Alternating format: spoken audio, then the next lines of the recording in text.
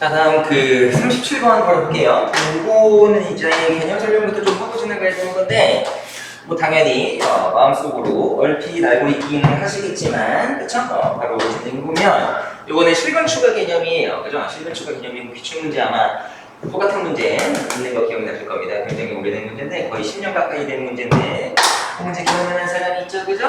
바로 진행. 자, gx라는 함수가 예를 들어서 x-a 곱하기 fx고요. fx가 이렇게 친절하게 내가 함수 아무렇게나 다 만들어놨어요. 그죠?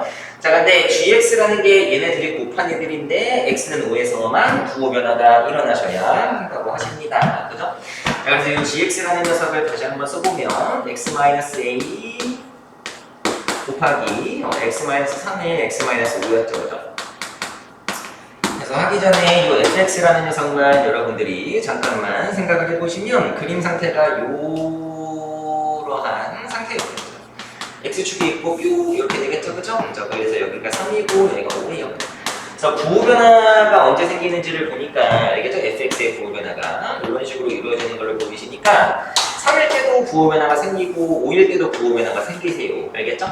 근데 거기다가 x-a라는 함수를 곱했더니 알겠지? x-a라는 어떤 함수를 곱했더니 뭐가 되더라? 5에서만 부호 변화가 일어나더라 라는 이야기입니다. 자, 부호 변화가 생긴다라는 것은 이 3이랑 5라는 녀석이 무슨 근이라는 뜻이에요? 단일근이라는 뜻이죠. 알겠죠? 자, 단일근이어서 부호 변화가 일어나는 포인트였는데 그러면 무슨 근이 돼야 부호 변화가 안 일어나겠습니까? 중근으로 바뀌셔야 되겠지.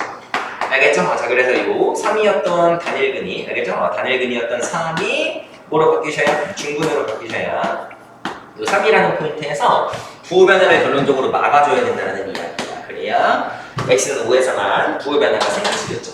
그러니까 무슨 말이냐면 이 앞쪽에 있던 곱해져 있던 x-a라는 녀석이 뭐여야만 한다? x-3이어야만 한다. 알겠죠? 자, 그래서 이 gx라는 녀석을 내가 다시 한번 그려보면요. 전체적인 그림을 다시 한번 세팅을 하자는 거예요. 그럼 x-3의 제곱에다가 x-6겠죠. 그죠? 자, 그러면은 그래프가 알겠죠? 여기 대략만 써드리면 이렇게 생각하라는 이야기예요. 하실 수 있겠죠? 그러면 3에서 중근, 5에서 단일근이다. 알겠죠? 그래서 여기가 x축이 될 거고 이 포인트가 이제 3이고 이 포인트가 5예요. 그래서 부호 변화를 다시 한번 관찰을 해보니까 마이너스였다가 다시 마이너스였다가 다시 플러스입니다. 아시겠죠? 자, 그래서 부호 변화가 언제밖에 안 생기더라? 5에서밖에 안 생기더라. 이렇게 해서 마무리가 되는 거야. 그래서 이 결론적으로 이 개념 자체는 하나의 좀 뚱뚱한 함수가 있어요. 좀 멋있는 말로 헤비한 함수라고 할까요?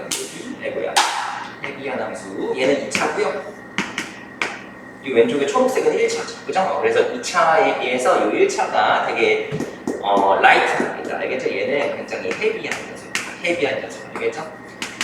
그래서 이러한 실근 추가 문제에서는 헤비한 함수부터 관찰을 하시는 거예요. 항상 기본 태도가.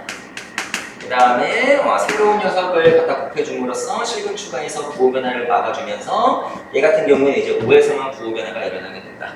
그러니까 결론적으로 부호 변화가 안 일어나려면 단일근이었던 놈이 중근으로 바뀌면 된다라는 이야기가 되는 거예요. 어렵지 않죠? 자, 그래서 방금 했던 이 개념 자체를 이 문제에다가 적용을 하셔야 돼요. 이거는 4월 되기 때문에 정적분도 정리한 함수에서 항상 나오는 주제예요. 그죠? 그래서 당연히 정리를 잘 해놓으시고 이거 바로 진행을 해보십니다. 아시겠죠?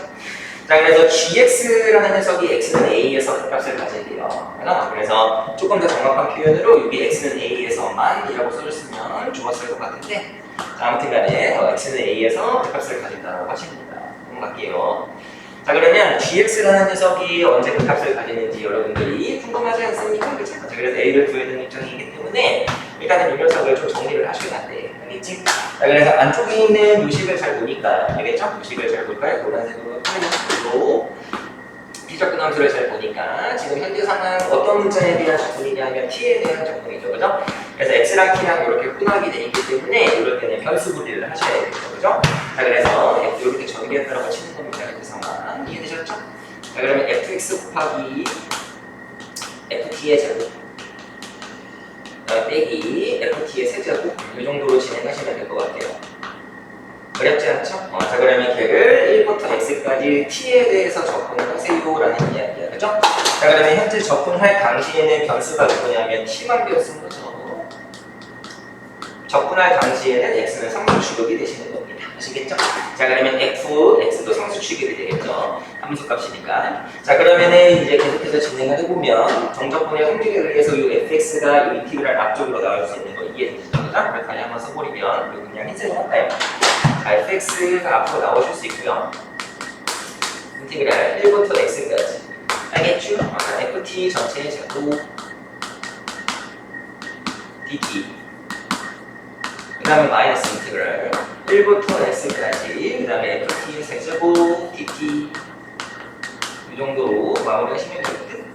자 그래서 여기까지 왔다라고 치시고 요놈 자체가 현재 gx인데 언제 극락하는지가 궁금하니까 미분을 하셔야 됩니다. 알겠죠?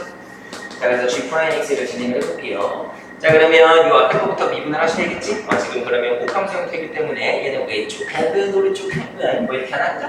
그래서 왼쪽부터 미분을 하시면 f 프라임 x라고 하시면 되고요. 오른쪽은 그대로 쓰셔야겠지? 인티그럴 1부터 x까지 ft 제곱 dt 이렇게 써주시면 될 것 같아요. 아시겠죠? 자 그 다음에 이번에는 오른쪽 미분의 차례따기 그러면 왼쪽도 그대로 있으시고요. fx 곱하기 그 다음에 오른쪽 거 미분하시면 t자리에 x 들어가면 되는 거니까 fx의 제곱 이렇게 하시면 되겠다. 하실 수 있겠죠? 자 그 다음에 마이너스 얘도 마찬가지 이번에는 얘 미분할 차례네요. 그러면 t자리에 x가 들어가시면 되세요. 그래서 fx라는 녀석의 세제곱이 이렇게 해서 마무리하시면 되겠다. 그러면 여기 이렇게 fx의 세제곱끼리 사라진다라는 이야기. 어우 행복하다니. 자 그래서 결론적으로 이 g'x라는 녀석이 이 녀석이라는 겁니다. 아시겠죠? 자 요놈은 요놈입니다. 자 그래서 생겨먹은 꼴을 보니까 현재 곱함수 형태예요. 아시겠죠? 자 곱함수 형태인 거고 이 개념이 이제 적용이 되셔야 된다는 이야기. 아시겠죠? 자 그래서 무슨 말이 있고 해보니까 이 안쪽에 있는 녀석을 잘 보셔야 돼요. 그지? 요 인티그랄 안쪽에 요 곱함수 입장에서 봤을 때 오른쪽 녀석을 현재 보는 겁니다. 예를 들어서 자, 이 녀석을 관찰을 해봤더니, 그죠? 피적분함수 있죠? 나가는 녀석이 f의 제곱이에요. 자, f의 제곱이라는 것은 이 녀석의 제곱인데, 5인? 그러면 6차 함수, 이게 6차 함수. 걔를 적분하면 파다니는 7차 함수. 여러분들 교육과정상 이런 거 배우지 않습니다. 4차 함수까지밖에 안 가요. 그러면 설마 이 7차 함수를 예를 들어 그린다든지 6차 함수를 그리려고 하면 말도 안 되시겠다. 그죠? 그래서 개념으로 풀으라는 건데 결론적으로 이 적분당하는 이 빨간색 함수 있지 않습니까? 이런 생각은 하지 마시고 자, 이 빨간색 함수가 누군가의 제곱이야. 아무튼 간에 ft라는 함수의 제곱이야. 그러면 아무 말은 해도 뭘까? 0 이상이다. 모든 실수 t에 대해서 0 이상이기 때문에 기본적으로 이 녀석이 현재 도함수란 말입니다. 알겠죠? 누구의 도함수? 이 파란 함수 입장에서 봤을 때 도함수라는 뜻이에요. 알겠죠? 파란 함수 입장의 도야. 파의 파라고 써줄까요? 파의 도함수예요. 인지용. 자 그래서 파의 도함수가 0 이상이라는 이야기는 알겠죠? 자 그러면 여기서 이제 개념이 초점이 되셔야지. 그러면 파란 함수는 그냥 그 녀석을 적분한 함수는 도함수가 항상 0 이상이면 파란 함수는 뭐만 한다? 단조 증가만 한다. 아시겠죠? 자 그래서 파란 함수가 가지는 7차 함수라고 했는데 그거를 정확하게 그리라는 게 목적이 아니시고요. 7차 함수는 7차 함수인데 최고차 함수는 양수일 것이고 아시겠죠? 그 다음에 단조 증가하는 녀석을 상상을 하라는 얘기야. 야! 잘 모르겠어요. 나도 어떻게 생겼는지. 아무튼 이렇게 생기면 먹은 녀석을 내가 파란색 함수를 hx 정도라고 잠깐 이름 붙여드리면 hx라는 녀석이 이렇게 생겼다는 이야기고 여기 어딘가에 x축을 이렇게 뚫고 갈 수밖에 없겠죠. 단조 증가하니까. 그 다음에 여기서 중요한 역할을 하는 게 뭐라고 하셨습니까? 정적분으로 정의된 함수 문제에서는 요 아래 끝에 있는 요 숫자 있죠, 숫자. 요 녀석이 뭘 결정한다? x축 위치를 결정한다. 다 똑같아요, 문제가. 다시 말하면 h라는 함수 입장에서 봤을 때는 여기 x자리에 1 들어가면 0이 됐으니까 1부터 1까지. 아시겠죠? 자, 그래서 h이 무조건 0일 수밖에 없어요. 그래서 결론적으로 단조 증가하는 함수인데 h이 0이라는 이야기는 이 포인트 x좌표가 1일 수밖에 없겠고 아시겠죠? 자, 그 다음에 이 1이라는 녀석은 무슨 근이 되는 거다? 단일근이 되는 거다. 알겠죠? 자, 그래서 이 hx라는 녀석이 1이라는 포인트에서 뭘 가져요? 단일근을 가지세요. 자, 그 다음에 이 왼쪽에 있는 녀석 있지 않습니까? 알겠죠? 뭉게뭉게 해줄게요. 이 f'x라는 녀석은 우리가 충분히 얘를 미분해서 구해낼 수 있으니까 잠깐만 내가 미분을 해드릴게. 알겠죠?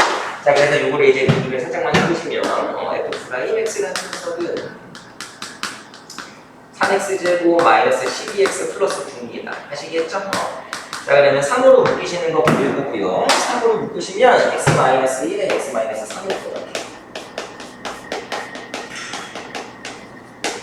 요까지 왔다라고 쳐드릴게요. 알겠죠? 자, 그러면 이 앞에 있는 놈 있지 않습니까? 알겠죠? 이 f'x라는 녀석은 머릿속으로 그림을 살짝 그려보시면 이렇게 생긴 거란 말이지. 자, 그러면 부호변화가 두 번 일어납니다. 언제 일어나세요? 여기 1일 때 일어나고요. 여기 3일 때 일어나십니다. 아시겠죠? 자, 그래서 1이랑 3일 때 부호변화가 일어나는데 거기다가 초록색에다가 이 파란색 함수를 갖다 곱하시고. 자, 그러면 얘 입장에서 봤을 때 1이 단일근이고요. 3도 단일근입니다.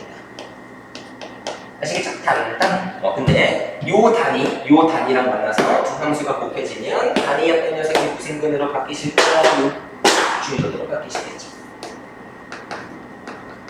아시겠죠? 자, 그래서 요 1이라는 포인트에서는 부호변화가 더 이상 일어나지 않는다.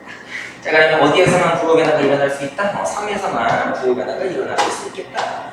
그래서 결론적으로 요 A라는 녀석이 얼마였구나? 3이었구나.